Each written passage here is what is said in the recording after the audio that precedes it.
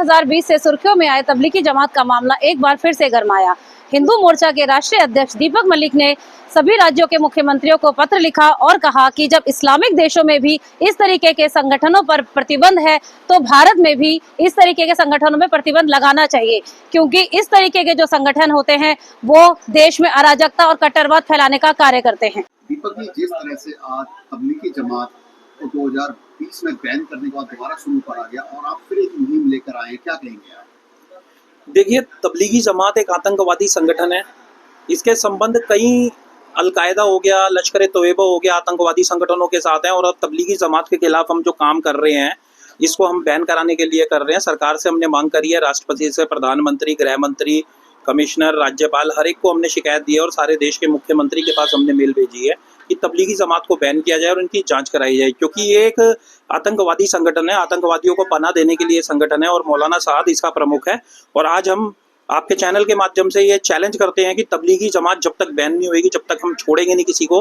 जो हिंदू बहन बेटियों का बलात्कार करना, उनका धर्मांतरण कराना, उनको लव जिहाद में फंसाना, किस तरह से जो ये काम कर रहे हैं, इस्लाम कबूल कराना, गजवाए हिंद का प्लान करके बम ब्लास्ट कराना, तो इनको किसी भी सूरत में हम छोड़ेंगे नहीं। इनके खिलाफ जो भी सख्त से सख्त कार्रवाई होगी हम करवा के रहेंगे। और इनको हम प्रशासन से यही मांग करते हैं कि मौलाना साद जैसे इन लोगों को, जब एक इस्लामिक देश, चाहे वो सऊदी हो जाए, चाहे वो कजाकिस्तान हो जाए, चाहे तजाकिस्तान हो जाए, कई देश ऐसे हैं जहां पर ये बैन है। क्यों? क्योंकि ये समाज के लिए खतरा है और भारत में ये बैन नहीं है। हमने सरकार से मांग करी है इसको भारत में भी बैन किया जाए और इनके खिलाफ जांच की जाए और इनके जितने भी संबंध उजागर हों इन सभी के साथ, उन सभी को लेकर के उन सभी को बैन कराया जाए और उन सब के ऊपर कानूनी कार्रवाई की जाए।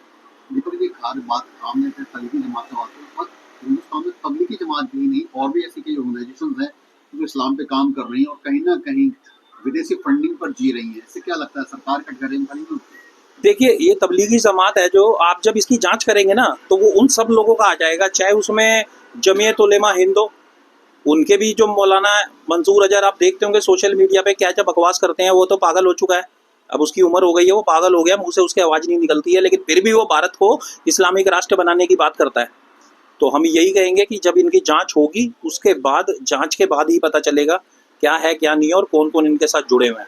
और मेरा आखिरी सवाल है, बात करें यूएई के, अभी जिनके प्रिंस भी भारत आए थे, यूएई है, कतर है, आबू धाबी है, वहाँ के जो देश हैं वो भारत के मुसलमानों को, पाकिस्तान के मुसलमानों को, बांग्लादेश के मुसलमानों को तो मुसलमान मानते ही नहीं है। तो क्या लगता है कि मुसलमान भी दो पक्षों में बटा हुआ है? देखिए, वो इसलिए नहीं मानते ना, ये जिहाद फैलाने का काम करते हैं, ये बच्चियों को बहलाने फुसलाने का काम करते हैं, ये हिंदुओं की हत्याएं करने का काम करते हैं, हिंदुओं को काफिर बताते हैं। वो क्यों मानेंगे इस चीज़ को? क्योंकि असली में जो सऊदी हो गए या दूसरे देश हो गए, असली जो मुसलमान है वो हैं।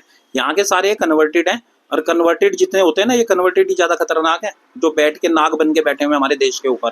इन सभी की जाँच होनी चाहिए और इन सभी के ऊपर कार्रवाई होनी चाहिए।